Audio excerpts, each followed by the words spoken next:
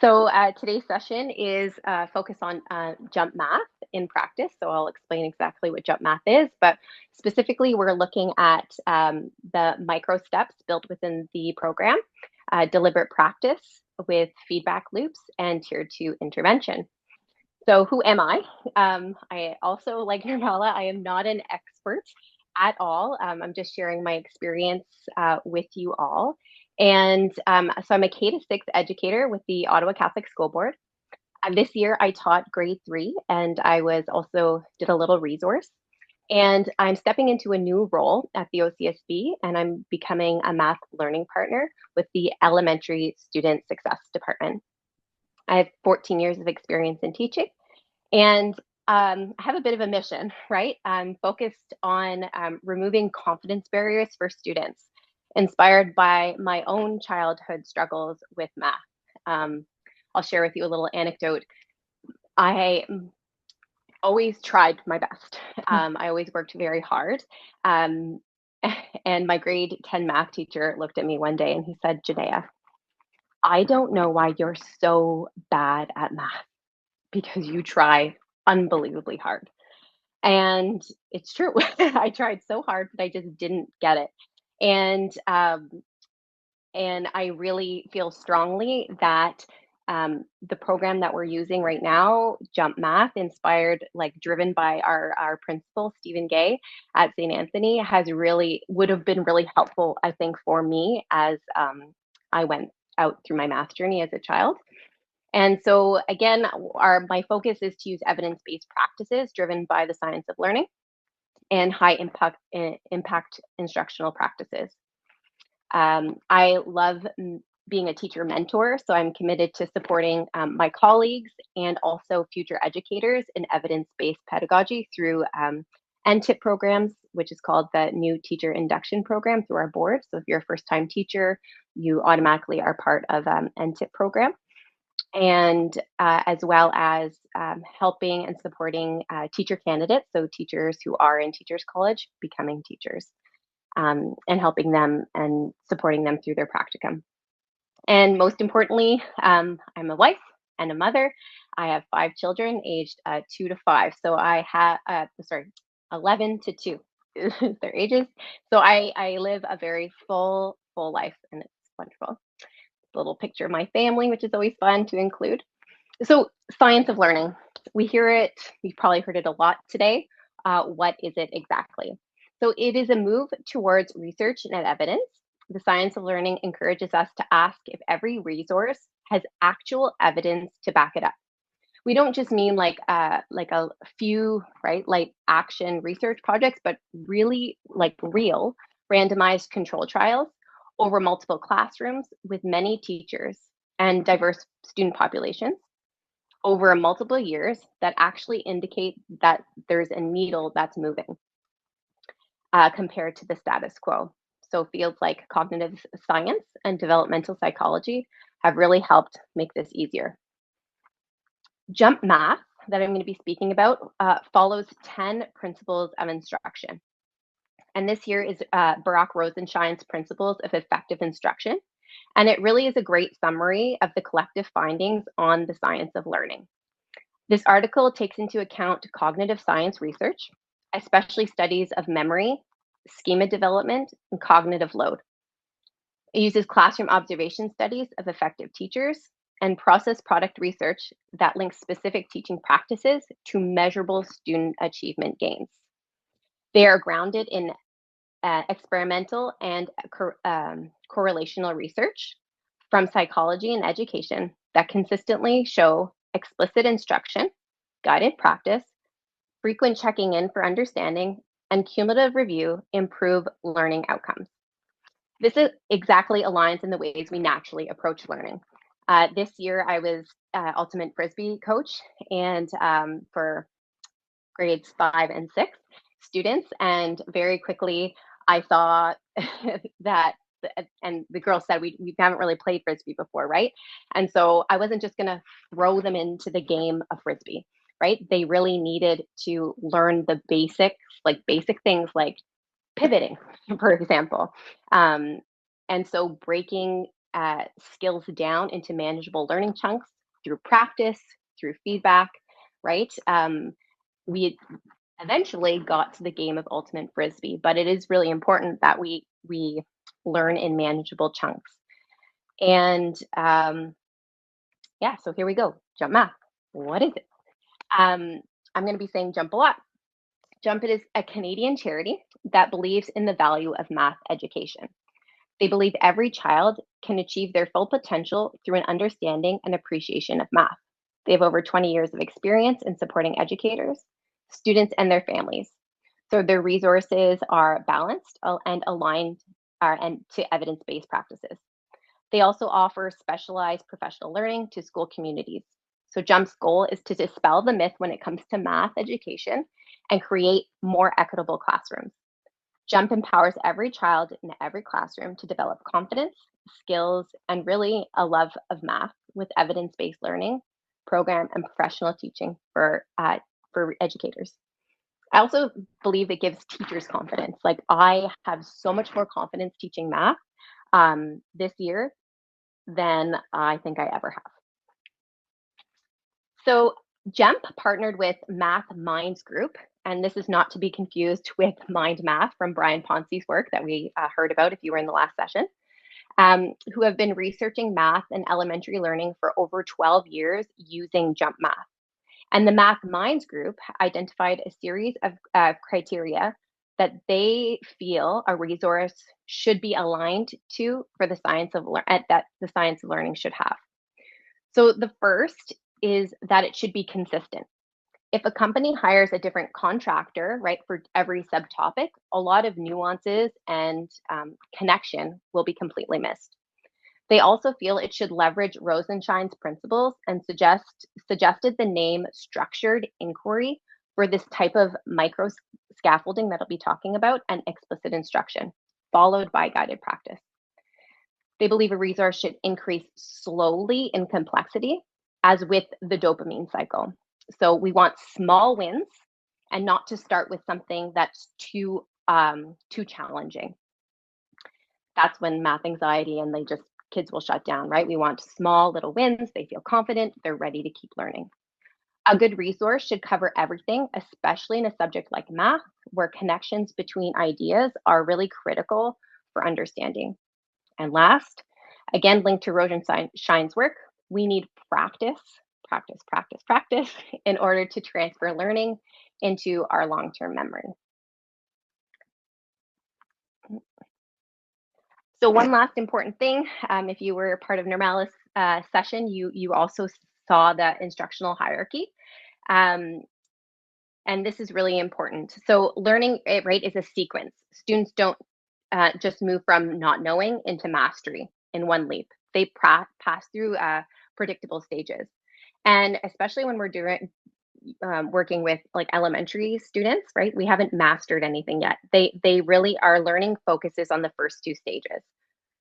So the first stage is the acquisition phase, and this is where we're talking about accuracy, learning how to do the skill correctly. So we're right here. This needs heavy support at modeling from the educator and a really low cognitive load. Secondly, the second stage, is the fluency. And this is where your automaticity is building. Students are learning to do this quickly and easily. There needs to be high repetition and deliberate practice, provided and with immediate feedback from educator. So there's a common pitfall, right, when it comes to traditional math blocks. Math blocks really often rush students into independent fluency practice really before they're ready and have acquired this skill. Again, and this is where shutting down can happen, math anxiety, and really ultimately like compounding learning gaps. So here I'm going to set the stage for you in my classroom. So I teach in Ottawa, Ontario. It's an urban area. Some of you might want to call it inner city school. I teach a grade 3 classroom. And today I'm going to be showing you a lot of lesson slides and videos from our lesson in our fractions unit. I have only 7 native English language speakers in my classroom. Everybody else speaks a second language at home. So English really is many students in my class's second language. And there are 3 students on IEPs. So this is my math lesson breakdown. I start with Jump Math program actually starts with a mental math kind of fluency warm up. However, I did Mind Math, Facts on Fire. So that was my first 5 to 10 minutes of my class. And then I moved into teaching, and this is where it was really direct instruction with kind of a gradual release. There was a lot of deliberate practice built in, and so it's a really, and you'll see it's a very dynamic. It's not just Sage on a stage, me at the front, kids are listening. It's a really kind of dynamic ping pong experience, and you'll see that today. And then the last part of the lesson is independent practice with the assessment and practice books. And this is an opportunity for me for tier 2 intervention, pulling a small group of students who I noticed there was some gaps. They weren't confident, making many errors, and here is where I would pull them to either heavily, intensively reteach concepts that they were not picking up in the lesson. And again, I have the times there. Of the structure of the breakdown. So our class math blocks are 75 minutes. Okay. So today I will share with you how micro scaffolding, deliberate practice, and tier 2 interventions through the use of the Jump Math program contributes to a classroom where a high percentage of students reach mastery and develop confidence in math. So what do we mean by micro scaffolding? We're breaking heavy curriculum units into logical bite-sized micro steps. So this supports multilingual learners and controls cognitive overload. Then we have deliberate practice. In Jump Math, there is a lot of deliberate practice built into the program. Using mini whiteboards, there is an interactive feedback loop, right? I'm getting the kids to do something. They're communicating it on their whiteboard, making their thinking visible. They're showing it to me. And I can see, okay, who gets it, who doesn't, and adapt my teaching accordingly. This also really normalizes mistakes, right? It's a quick erase to fix. And students, I use a lot of positive feedback, a lot of like, great job, give yourself a tap on the shoulder to build this mathematical confidence. Again, tier 2, what that is pulling a targeted small group for reteaching while peers are practicing independently. So Jump Math breaks complex down into tiny components, ensuring that no student is left behind.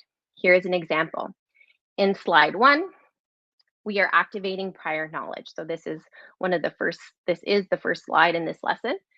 Students have already had a lot of practice writing fractions for pictures like this. Asking them this type of question again is they're retrieving this information, so that retrieval from their previous lessons, so they can begin the next learning chunk. Slide 2. Let me move this over here. You can see students are transferring their knowledge of working with shaded pictures to now letters. Slide 2 is done through explicit teaching. I am modeling this for them. Slide 3 here is some deliberate practice with this. Students are trying this out on their own. I'm there to support them as they practice this new concept. And here we have slide 4. We are again building and transferring their knowledge from letters to shapes and fractions of sets. So this is just an example of me showing you what is scaffolding, right? So it's breaking our learning down into these manageable chunks, and I'm supporting them through that.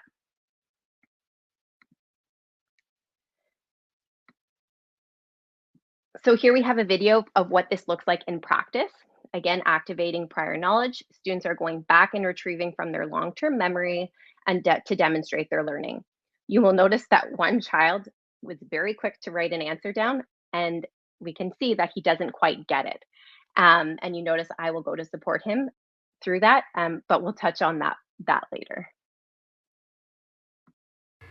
Let's read this together. Let's write a fraction for the shaded memory. Let's write a fraction for the shaded area. The shaded area. Go. Write it on your board. A fraction for the shaded area.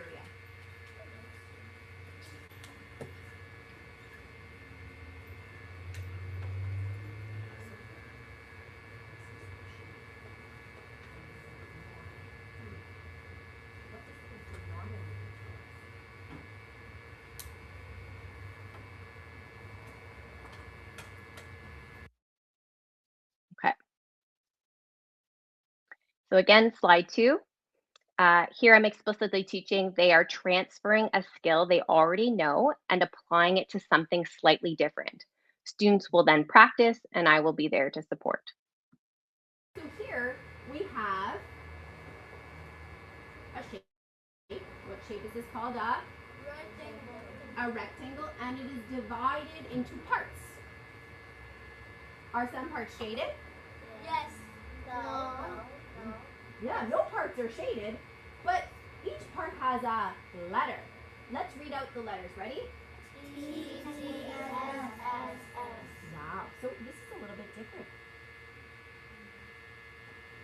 What is the fraction of the rectangle with the letter T? I'm going to tell you, and then we're going to do some practicing. So hands down.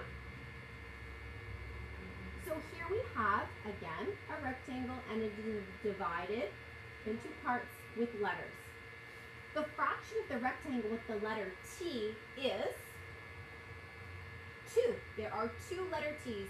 Watch me. 1, 2. That's my numerator.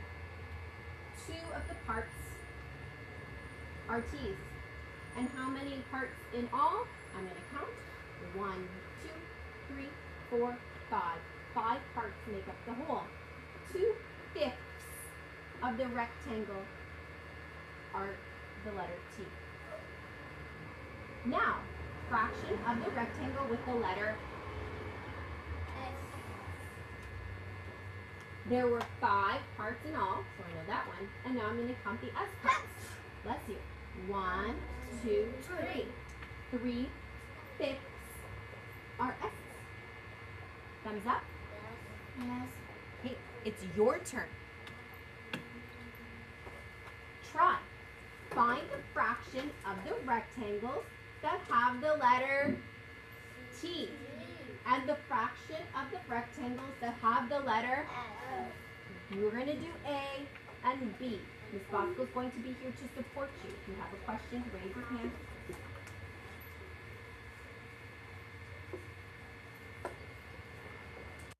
And again, I'm there to support the students, walking around, seeing what they are doing on their whiteboards. Again, students here are transferring knowledge to a different model, right? Writing a fraction for a shape broken into letters now to represent fractions for a set. So again, this idea of micro scaffolding, we're doing it in chunks. There we go. We will have some more practice. Now we're going to talk about a set. Remember, we've done lots of work with sets. This is a set. How many parts are in my set? How many shapes do we have in the set? Write it on your board. How many shapes are in the whole set?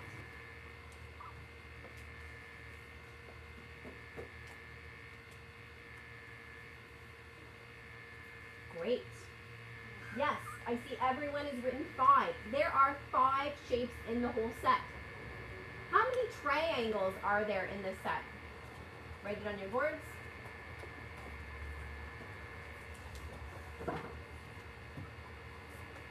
Yes, there are 2 triangles in the set. Wonderful. How many squares are in the set?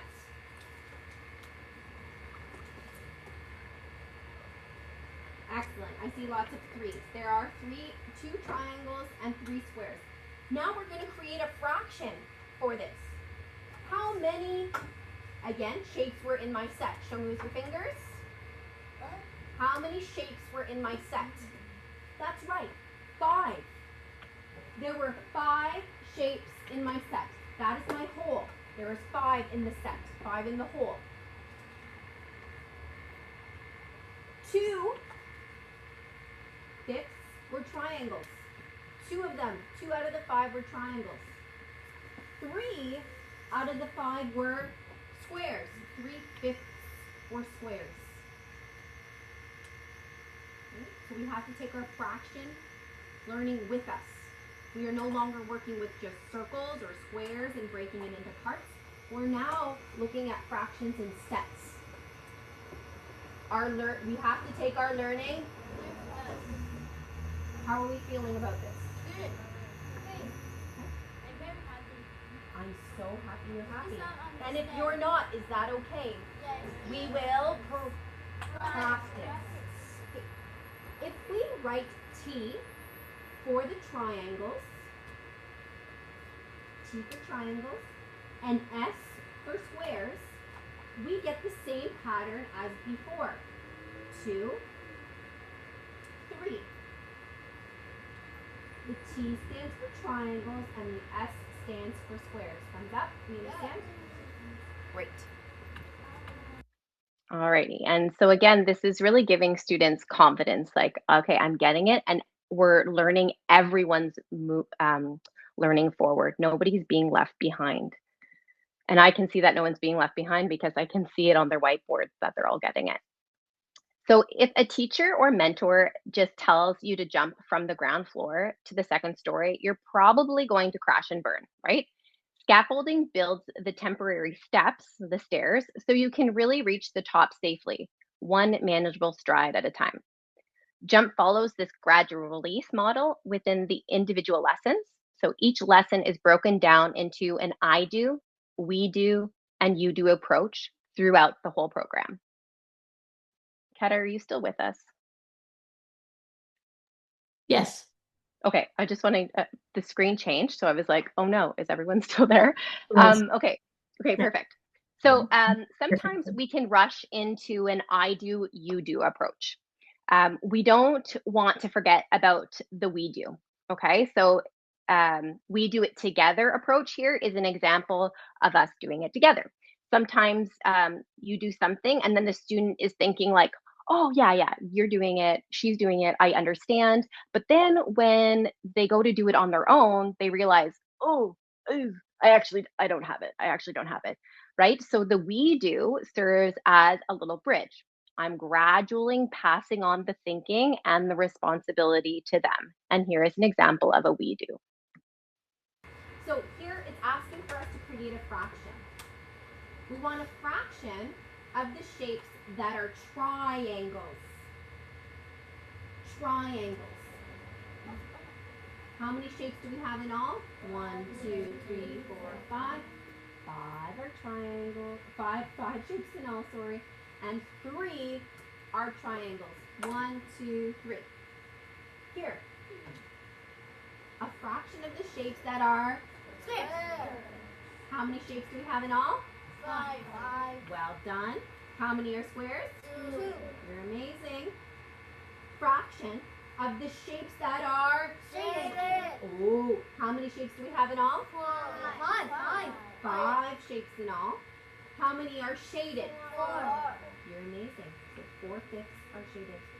Why are all of the denominators, let's clap that word, ready, 1, 2, 3. Denominators. Why are all the denominators the same? 5, 5, 5. Why? Write it on your boards. Why are all the denominators the same? Okay, show me your boards, please.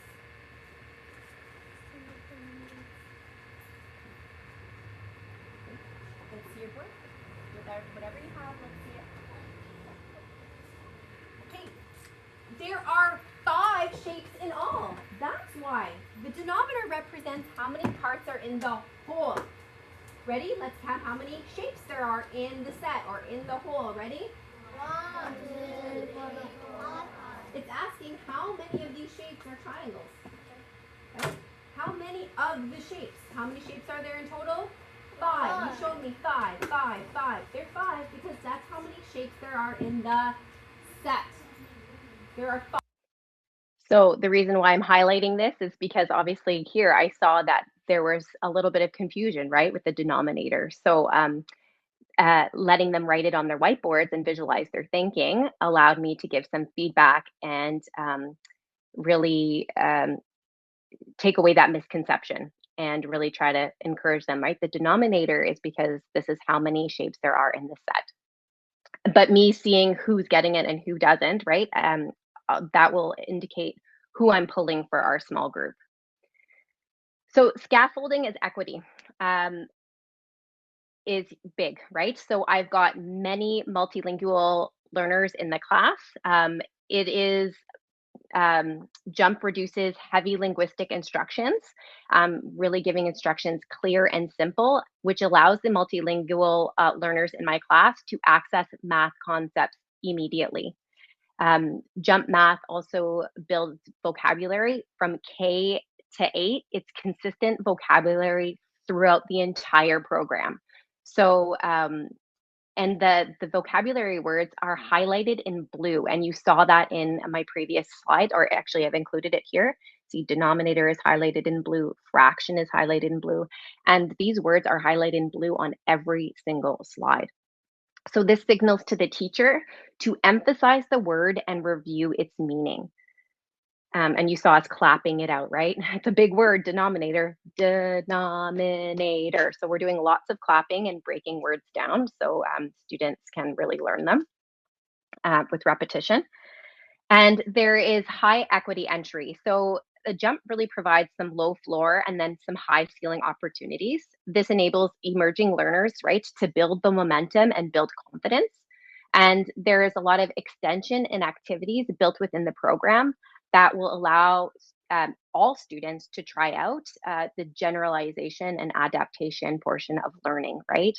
And so we're stretching our thinking for our students who are ready for it.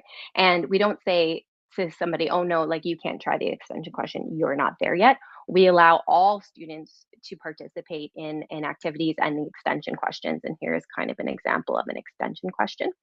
And extensions are built into every single lesson. And it happens at the end of the lesson because, again, we need these foundational learning concepts or skills before we can really hit those conceptual questions. So you've heard me speak a little bit about cognitive load at the beginning of the session here.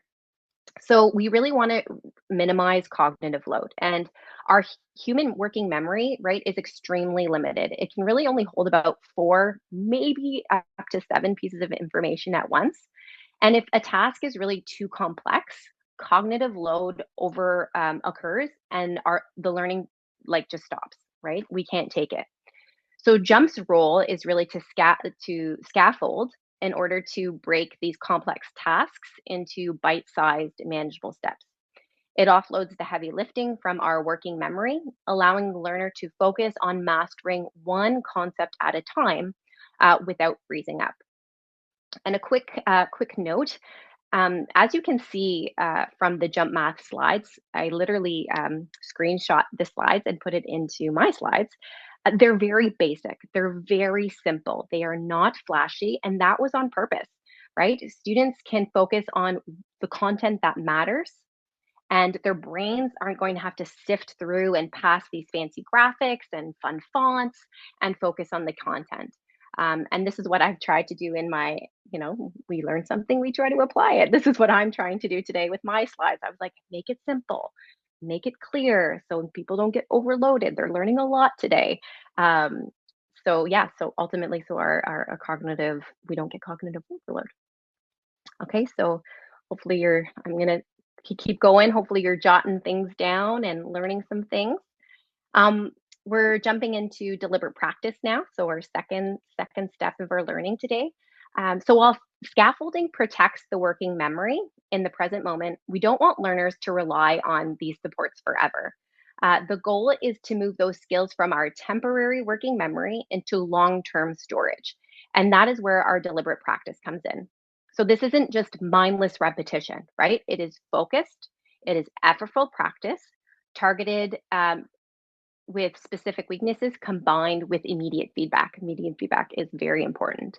The magic mechanism here is that repeated retrieval an application actually rewires the brain, right? Creating what cognitive scientists called schemas or mental maps. Once a schema is formed, those scattered pieces of information are now locked together in a single consolidated block. This means that the learner can recall the whole skill instantly, which completely frees up their working memory, right, to take on the next learning chunk or the more advanced challenge. So, deliberate practice. Jump Math provides ample opportunities for students to practice new concepts so that they can store this new concept into their long term memory. As they practice, right, I am there watching and stepping in to support them when necessary. I can see who is catching on and who isn't. So here is an example of deliberate practice. We just learned something. They're going to try it out. Here, write as many fraction statements as you can about this picture. So you saw some of our previous slides from this lesson. We're moving on in the lesson, and they're showing me all the different ways that they communicate with fractions for this set. Here again is a video. It's kind of nice sometimes to see it in practice, right? In this video here, students have learned a new chunk. It is their turn to practice. I will model with them somewhat so they know exactly what to write on their whiteboards for B and C, and if they have time, D, because we know some learners work a little bit faster. An exercise to practice. We will do A together. You will do B and C if we're ready for it. You can also do D, but my expectation is at least B and C. A we will do together. Fill in the Fraction. We need to find a fraction. The fraction of the shapes are triangles. How many shapes are in my hole? 5. How many are triangles? 2. Your turn to do B and C. Make it clear on your board what is B and what is C. So I should see this with the fraction.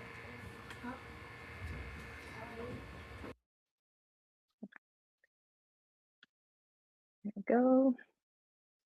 So this video here demonstrates how the use of whiteboards allows me to spot misconceptions in the moment and provide instant feedback to mitigate future errors.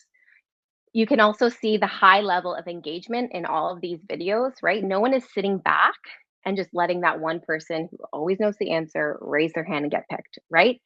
Everyone is forced to participate. Well, not forced. They're eager to participate, and everybody does participate with the whiteboards.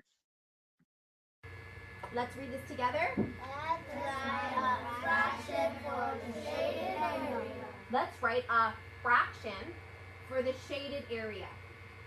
The shaded area. Go. Write it on your board. A fraction for the shaded area.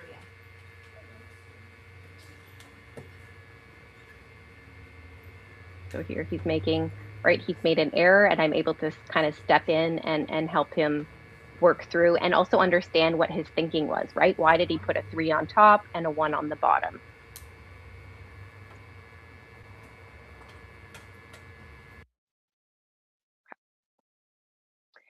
So mini whiteboards. The deliberate practice, we utilize mini whiteboards to make our thinking visible. This creates, right, an immediate feedback loop. I, as an educator, can see with a quick glance who gets it, who doesn't, and this drives my next steps. I usually ask myself these questions, right, in the moment. Where is their misconceptions? Where are children making the errors? Do most of my students have it? And if children don't get it, who doesn't? Uh, can I move on, or do they need more practice? Dry erase boards really normalize again these making of mistakes. It's really quick. I can also go down and whisper, so I somebody's not raising their hand and being like, oh no, not exactly, and then they feel like, ugh, that's embarrassing. I just got it wrong, right? Um, while students are engaged on their whiteboard, I'm there kind of whispering or pointing, making corrections, and um, they erase it, they try again. Um, and everyone's like, I guess because of this culture, like everyone's okay with making mistakes. And we often, like maybe you saw me in my video, like I do a lot of positive praise. We celebrate mistakes, like, oh, we made a mistake, right? Is that okay? Yes, thank you for making that mistake. Mistakes are part of learning. So we're really creating this culture where, taking risks is a great thing. Making mistakes is okay because it's helping us learn, and students really feel safe and I think supported in their learning environment. Jennea, I just want to give you your 5-minute warning. Thank you. Okay, so while the students who have demonstrated mastery transition to independent assessment and practice books, a small group is pulled and works closely with the teacher. We don't want to make misconceptions. We don't want them to compound overnight. So mini whiteboard data identifies who I can pull for daily small tier 2 intervention. The teacher may reteach sections from the lesson or support students with assessment and practice books. With this particular lesson, we reviewed the students who I pulled, right? We reviewed, we practiced writing fractions to represent pictures as the students were still having some difficulty around the denominator. Addressing misunderstandings maintains continuous momentum for tomorrow's lesson and close potential learning gaps. So this is our data from our class. It's hard because we go unit by unit, right? So math concepts change drastically from month to month, but because our jump math follows the same structure, by incorporating high instructional practices, our student success stays incredibly high across the strands.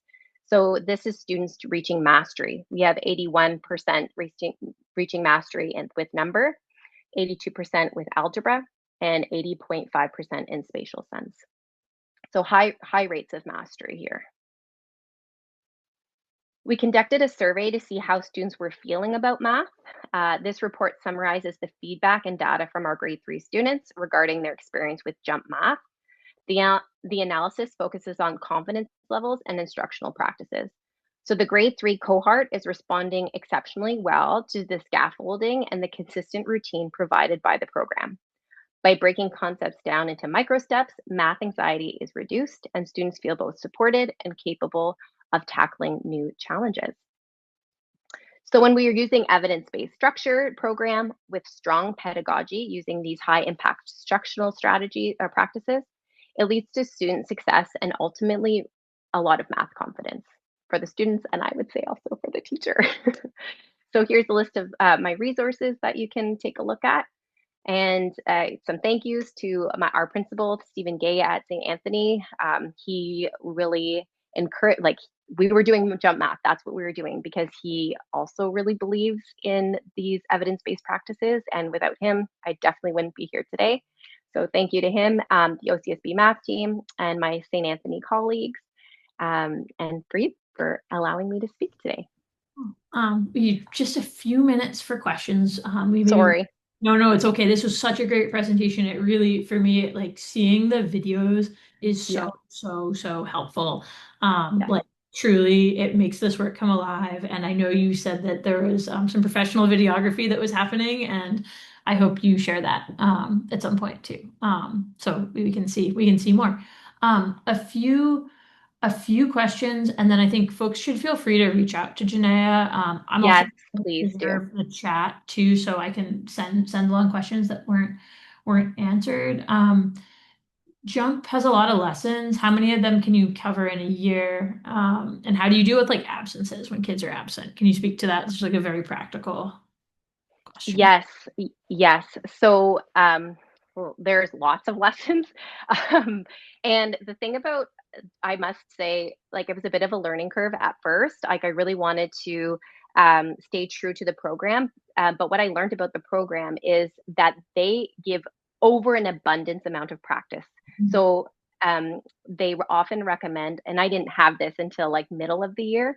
So I was really trying to get through the whole lesson, and that was almost too much practice. Like, it's kind of like you show them, they do it. If they're showing you that they get it, you can move on, right? But I was like trying to be fidelity, like show fidelity, and I was like, we have to do it all. And so I quickly learned we don't have to do that. So lots of lessons. I must say I did not get through everything, but the jump math really, there's two books, like first book and second, and they have a lot of data that shows if you get through the first book, essentially you've got all of the skills that you need to kind of, that there's no gaps um, going forward. Um, and you can look at Jump Math's website. They have all the research there for that. So definitely getting through all the lessons was tricky.